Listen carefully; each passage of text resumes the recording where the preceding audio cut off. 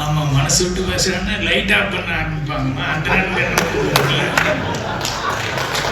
அது ஒரு சிம்டம் கொடுப்பாங்க. டைம் ஆகி போச்சுன்னு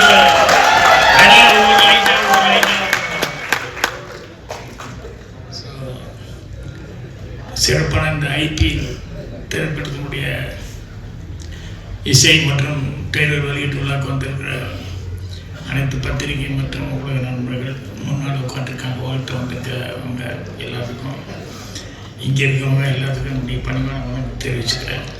வேகமாக பேச வேண்டியது, சீக்கிரமாக பேச வேண்டியது. நான் சொன்ன மாதிரி நீங்கள் இன்னும் என்னை மாட்டி விட்டேன். கோயம்புத்தூரில் நான் ஒரு ஏரியாவில், பாரதிபுரம்னு ஒரு ஏரியா, வேலுமேட்டு பக்கத்தில் அங்கே குடியிருந்தேன். அங்கேருந்து சித்தாபுரம்னு புதுசாக ஒரு ஏரியாவுக்கு வீடு மாறி போனோம். அப்போ அங்கே போகும்போது அங்கே வழியில் இந்த கேரம் கிளப்பு இருந்தது அந்த ஏரியாவில். எனக்கு கேரம்னா ரொம்ப இன்ட்ரெஸ்ட்டு. அப்போது அந்த கிளப்பில் போய் மேலே கேரம் இருக்கும். புது ஆளுன்னா எல்லோரும் எப்படி பார்ப்பாங்க இல்லையா, யாரும் ஒரு புது பையன் வந்திருக்கான்னு. அப்போ நான் நல்லா ஆடுவேன். அதனால் ஒவ்வொரு நாளும் ஒவ்வொருத்தருக்கு வருவாங்க, ஜெயிச்சுக்கிட்டே இருப்பேன். உடனே அவங்க எல்லோரும் வச்சேன் நேரத்தில் நம்ம ஆள் இல்லாமல் போயிட்டாரு. நம்ம ஆள் கூட நல்லா இருந்திருக்குமே. ஏன்னா அவளுக்கு அந்த ஏரியாவுக்குள்ளே புதுசாக ஒருத்தர் வந்து டெய்லி ஜெயிச்சுட்டு இருந்தா இந்த ஏரியா ஒரு பாசம் இருக்க முடியாது. அப்புறம் ஒவ்வொரு நாள் சொல்லும்போது இன்னைக்குன்னு பார்த்து நம்ம ஆள் இல்லாமல் போயிட்டாரு அப்படின்னு சொல்லி எனக்கு அந்த ஆள் யாரியா அவர் கூட ஆடணுன்னா பாக்கி எல்லாத்தோடையும் ஆடியாச்சு. இப்போ அந்த ஆள் மட்டும் பேலன்ஸு. அப்புறம் ஒரு நாளே ஃபிக்ஸ் பண்ணிட்டாங்க. என்ன சார், ஞாயிற்றுக்கிழமை கண்டிப்பாக நீங்கள் வந்துடுங்க, எங்கள் அவர் கூட நீங்கள் ஆடுங்க சார், கண்டிப்பாக உங்களால் முடியவே முடியாது அவர் கூட.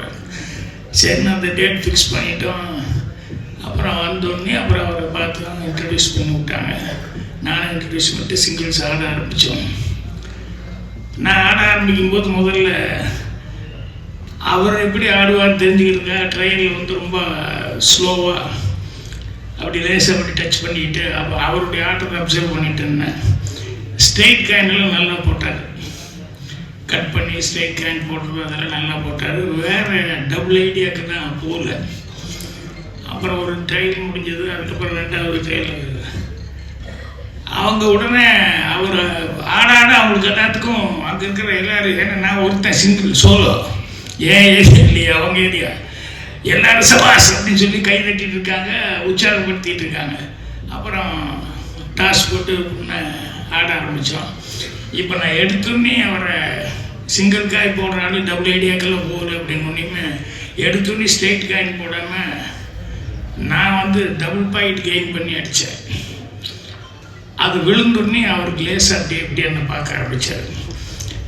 அதுக்கப்புறம் நான் ஆடினது பூராமல் டிஃபென்ஸ் போட்டு நான் ஆட ஆரம்பித்தேன். அப்புறம் போர்டு எடுத்துக்கிட்டே இருந்தோம். இப்போ இந்த கூட்டத்தில் என்னென்னா அவர் மிஸ் பண்ணும்போது எல்லாருக்குமே ஒரு மாதிரி ஃபீலிங் ஆகி, ஏதோ அவங்க எல்லாருமே தான மாதிரி ஒரு மாதிரி ஃபங்க் ஆகி ரெடி பார்த்து அப்படி இப்படிங்கிற மாதிரி சொல்லிட்டு அவர் ஒன்று பண்ண பிரமாதமான கைதட்டல், எனக்கு கைதட்டல் இல்லை. அப்படி இப்படி போயிட்டே இருந்தது. அப்படியே பாயிண்ட் எடுத்துகிட்டே இருந்தோம். அப்புறம் நான் கொஞ்சம் யோசித்தேன், இத்தனை பேர் அவர் ஹீரோவாக நினச்சி இன்னைக்கு கண்டிப்பாக அவர் ஜெயிக்கணும்ன்ட்டு இவ்வளோ பேர் உட்காந்துருக்க நேரத்தில் இப்போ நான் எங்கேயோ இருந்து வந்தவன் இன்னைக்கு ஒரு நாள் நான் ஜெயிச்சேன்னா இருப்பது, ஒரு நாள் தோற்றதுனால என்ன பிரச்சனை இருக்கும் அப்படின்னு சொல்லிட்டு அப்படியே ஸ்லோ டவுன் பண்ணிட்டேன். அப்படி அப்படியே ஆடி அப்படியே ரெண்டு பேரும் ஈக்குவல் வர்ற மாதிரி பண்ணி கடைசியில் அவர் ஜெயிச்சார். உடனே அவங்க எல்லோரும் பயங்கர கிளாப்ஸ் அடிச்சு பிஸ்கில் அவங்க எல்லாம் கை தட்டி இது பண்ணாங்க. அப்புறம் காப் சாப்பிடலான்னு போனோம். அப்புறம் உட்காந்தோம். ஒன்று நான் சும்மா சாதாரணமாக சொன்னேன், நல்லா நீங்கள் சார், இல்லை ரொம்ப தேங்க்ஸ், நீங்கள் வேணும்னு எனக்கு விட்டு கொடுத்தீங்க, எனக்கு தெரியும். இல்லை அப்படி இல்லை எனக்கு தெரியும், நீங்கள் ஃபஸ்ட்டு ஸ்டார்டிங் இப்படி ஆடினீங்க, அப்புறம் அப்படி என்ன பண்ணீங்கன்னு தெரியும். இல்லை அப்படி இல்லைன்னா இல்லை எனக்கு புரிஞ்சிச்சு அப்படி இப்படின்னு.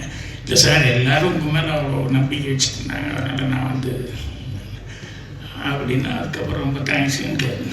அதுலேருந்து அவர் எனக்கு ஃப்ரெண்ட் ஆகி, எனக்கு பெஸ்ட்டு ஃப்ரெண்ட் ஆகி, உயிர் நண்பன் அப்படின்னு ஆகிட்டார். அதுக்கப்புறம் நான் சினிமாவுக்கு புறப்பட்டு வந்தேன். அவர் வந்து வெறும் 1000 ரூபா சம்பளத்துக்கு நெல் வேலைக்கு போயிட்டு இருந்தாப்புல. நீ வாடா, இங்கே என்ன பண்ணுற நீ அக்கவா, இது என்ன ஒரு 10 வருஷம் வேலை பார்த்து ரிட்டையர் ஆனால் கூட 1 லட்ச ரூபா கிடைக்கும் போது அவ்வளோதானே. அதெல்லாம் தாண்டி நம்ம வந்து நான் நல்லா வர நீ வந்துடலாவா அப்படின்னு சொல்லி அப்புறம் இங்கே கூப்பிட்டு வந்து என் கூடயே என்னுடைய வேலைகள், என்னுடைய பிஸ்னஸ், அது இது எல்லாமே பார்த்துட்டு ஆலோசனை இருந்தாப்புல. அதுக்கப்புறம் ஒரு 3 படமும் ப்ரொடியூஸ் பண்ணுறதுக்கு அவர் தீனான்னு ஒரு படம் ப்ரொடியூஸ் பண்ணார். அதுக்கப்புறம் 2 கடை வயசுன்னு பண்ணார். ஆயுத பூஜைன்னு 3 படமும் ப்ரொடியூஸ் பண்ணார். அவர் உங்களுக்கு எல்லாம் தெரிஞ்சால் தான் இன்று போய் நாளைய படத்தில் ஏ காவுமே ஏ கிஷான் ரகுதாத்தா அப்படின்னு ஹிந்தி பண்டிகை போட்டு பல படுத்து வர்றியா, அந்த பழனிசாமி அப்படிங்கிறவர் தான் என்னுடைய பெஸ்ட் ஃப்ரெண்டு.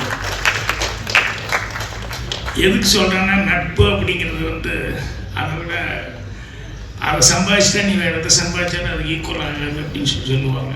அந்த அளவுக்கு நட்புங்கிறது வந்து இங்கே வந்து நான் அவரை கூப்பிட்டு வந்து அவரை ப்ரொடியூசர் ஆகினேன். இங்கே இந்த ப்ரொடியூசர் தன்னுடைய நண்பனை கூப்பிட்டு வந்து டைரக்டர் ஆக்கிட்டேன். ஸோ அதை கேள்விப்பட்டோன்னே அவர் எந்த அளவுக்கு அவங்க ஃப்ரெண்ட்ஷிப் இருந்தார். அவர் வந்து அவரே ஃபஸ்ட்டு ப்ரொடியூசர். இதில் விஷப்பரிச்சையெல்லாம் பண்ண வேண்டாம், காசு வச்சு அதெல்லாம் பண்ண வேண்டாம்னு சொல்லிட்டு எவ்வளோ நம்பிக்கையோடு அவரை வந்து வச்சு படமான்னு சொல்லியிருப்பார். அப்படிங்கும்போது அந்த ஃப்ரெண்ட்ஷிப்பு அப்படிங்கிறது வந்து எனக்கு அவ்வளோ நிகழ்ச்சியாக இருந்தது. அதனால அதை சொல்லிக்கிட்டு இருந்தேன். ஸோ அந்த அளவுக்கு அது வந்து இன்னும் இந்த படத்தில் அசோசியேட்டாக வேலை பார்த்துருக்கு பாலு, ஐயன் பாலுன்னு நான் சொல்லுவேன்னா, பாக்கியாவில் ரொம்ப பக்கபலமாக இருந்தது. பாக்கியா ஆரம்பித்த நேரத்தில் இந்த பாலு இங்கிலீஷ்லேருந்து நிறைய வந்து நல்ல நல்ல கண்டென்ட் எல்லாம் இருந்ததுனால அதை வந்து டிரான்ஸ்லேட் பண்ணணும் அப்படின்னு சொல்லும்போது நம்ம பாலு தான் வந்து அதை டிரான்ஸ்லேட் பண்ணி கொடுத்து அதை சஞ்சீவின்னு ஒருத்தர் நிர்வாக ஆசிரியர் அவர் இருந்தார். அவர் அதை கொஞ்சம் மாடிஃபை பண்ணி அழகுபடுத்தி அதை போடுவாங்க. அதுக்கு வந்து பிரமாதமாக வரவேற்பு இருந்தது. அந்த அளவு வந்து இந்த பாலு வந்து ஹெல்ப்பாக இருந்தார். அவருக்கு இது என்னன்னு கேட்கும்போது அப்போ தான் சொன்னார், அவர் தான் இந்த மேட்டை சொன்னார். படத்தை பற்றி என்னன்னு சொல்லி ஆரம்பிக்கும்போது படத்தினுடைய அவுட்லைன் சொன்னார் ஒரு சின்னதாக. அதோடு இந்த விஷயம் சொன்னது எனக்கு ரொம்ப பிடிச்சிது. அதனால் அந்த ஃப்ரெண்ட்ஷிப்புக்காக இந்த படம் பண்ணதுக்காக மதன் அவர்களுக்கு ஒரு ஸ்பெஷல் நன்றி நான் தெரிவிச்சுக்கிறேன். அதே மாதிரி கருணாநிதி அவர்கள், அவர் வந்து வெற்றிமாறன் சார் அசிஸ்டன்ட்னு சொன்னாங்க. லேபிள் அந்த அளவுக்கு இருந்தாலே அது கரெக்டாக இருக்கும், அதில் ஒன்றும் டவுட்டே பண்ண வேண்டியதில்லை. அவர் சொல்லும்போது இவர் பேசும்போது சொல்லிட்டு போனார் நரேன், ஏதாவது இப்படி பண்ணலாமா, இதை மட்டும் பண்ணுங்க, நான் சொல்கிறது மட்டும் பண்ணுங்க அப்படின்னு அவ்வளோ ஸ்ட்ரிக்டாக இருப்பார் அப்படின்னு சொல்லுவாங்க. சில நேரங்களில் கான்ஃபிடென்ட் இருக்கும்போது அப்படி தான் தேவையில்லாது வேண்டாம், இது போதும் சார், இது போதும் சார்னு சொல்லுவாங்க. சில நேரங்கள் நாங்கள் இப்படி பண்ணாமல் அப்படி பண்ணான்னு கேட்க மாட்டோம். சில பேர் எப்படி சொன்னாலும் அவருக்கு வரவே வராது. சில நேரங்களில் வந்து மாட்டிக்குவோம். அது எங்கள் டைரக்டரு கூட அசிஸ்டண்ட்டாக இருக்கும்போதே பார்த்துருக்கேன். நம்மக்கிட்டே அதே மாதிரி நடிக்கணும்னு ஆர்வத்தில் வந்து கேட்டுருவோம். வந்து எங்கே ஒரு இடத்துல அப்படி கோபமாக அப்படி பாருடா அப்படின்னு சொன்னால், அப்படிமா அடே நீ பயந்து பார்க்கக்கூடாது, கோபமாக பாருன்னா நமக்கு வரவே வராது. அப்புறம் கண்ணை நல்லா திறந்து வச்சுக்கோங்க. அப்புறம் கண்ணை நல்லா திறந்து வச்சுட்டான்னு சொன்னால் கேமராமேன்ட்டு சொல்லி கேமரா கொஞ்சம் அப்படி வச்சுக்கோ அப்படின்னு அப்படி கண்ணை திறந்து அப்படியே கோபமாக எந்திரி அப்படிங்க. அவன் டான் எந்திரிப்பான். எப்படி மியூசிக் டைரக்டர் அஸ்வின் எல்லாம் டம் அப்படின்னு அந்த மியூசிக் எல்லாம் போட்டு கேட்டு அப்படி இப்படி திரும்புன்னு டக்குன்னு எடிட்டுக்கெல்லாம் சேர்ந்து கட் பண்ணி பார்த்தா படத்தில் பிரமாமல் நடிச்ச மாதிரி இருக்கு. ஏதாவது ஒன்று பண்ணிடுவோம். அதுக்காக படத்தில் இப்போ ஏதாவது இப்படி ஷாட் வந்தால் அவனெல்லாம் நடிக்க தெரியாதுன்னு நினைக்கிறாங்க. டெக்னிக்கும் ஒன்று இருக்குது. அந்த டெக்னிக்கில் வந்து சில நேரங்களில் வந்து இப்படி நடிக்க தெரியாமல் வந்து மாட்டும்போது யூஸ் பண்ணுவோம். ஆனால் அந்த கருணாநிதி வந்து அவ்வளோ கான்ஃபிடென்ட் இருந்தால் தான் அப்படி சொல்ல முடியும். ஒரு ஆர்டிஸ்ட்டு வந்து இல்லை சார் எனக்கு இது போகுது இப்படி வேணும்னு சொல்லிட்டு. ஸோ அது வெற்றிமாறன்கிட்டலாம் எனக்கு வந்ததுனால அவ்வளோ கான்ஃபிடென்ட்டாக இருக்கார். அவருக்கு என்னுடைய பாராட்டு தெரிவிச்சுக்கிறேன். அப்புறம் மணி கேமராமேன் ராஜா என்னோட படத்துக்கு பண்ணார். சித்து +2 அதில் அசோசியேட்டு கூட ஒர்க் பண்ண அப்படின்னாரு. இது அவர் பேசும்போது தான் கவனிச்சுக்கிட்டே இருந்தேன். ஒரு ஹீரோ வந்து எல்லாத்த பற்றியும் பேசி எல்லாத்துக்கும் நன்றி சொன்னால் ஓகே. மணி ஒவ்வொருத்தரையும் விடாமல் சொல்லிக்கிட்டே இருக்காரு. என்னடா எத்தனை பேர்த்துக்கிட்டே இருந்தாலும் நன்றி சொல்லுவாருன்னு பார்த்துக்கிட்டே இருந்தேன். அந்த அளவுக்கு மணியும் வந்து ரொம்ப இன்வால்வ் ஆகி வேலை பார்த்துருக்காரு. இதுக்கு அதில் இருக்கிற டெக்னீஷியன்ஸ் எல்லாருமே, மியூசிக் டைரக்டர் அவர் ஏற்கனவே ஃபேமஸ் ஆகிட்டார். ஆர்ட் டைரக்டர் பற்றி எல்லாருமே மாற்றி மாற்றி சொல்லிட்டாங்க. அந்த மாதிரி எல்லாருமே இதில் வந்து டெக்னீஷியன்ஸ் எல்லாமே ஏற்கனவே நல்ல நேம் வாங்கினாலும் அவங்க யூஸ் பண்ணியிருக்காங்க. இப்போ நடிகர்கள் அப்படின்னு சொல்லி பார்க்க போய் நம்ம சொல்லணும் அப்படின்னு சொன்னோம்னா கதாநாயகன் அப்படிங்கிறத விட கதையின் நாயகன்னு சொல்லி கிஷோர் சொன்னாங்க. இந்த கிஷோர் அவர்கள் வந்து அவரை பற்றி ரொம்ப மணி பாராட்டி பேசினாப்புல இன்னும் நிறைய பேர் எல்லாருமே சொன்னாங்க. என்னென்னா என்ன நமக்கு டேலண்ட் இருந்தாலும் என்ன இது இருந்தால் கூட நம்ம கேரக்டர் நல்லா இருக்கணும். சினிமாவில் மட்டும் நம்ம கேரக்டர் இல்லை, ரியல் லைஃப்பில் நம்ம கேரக்டர் நல்லா இருக்கணும்.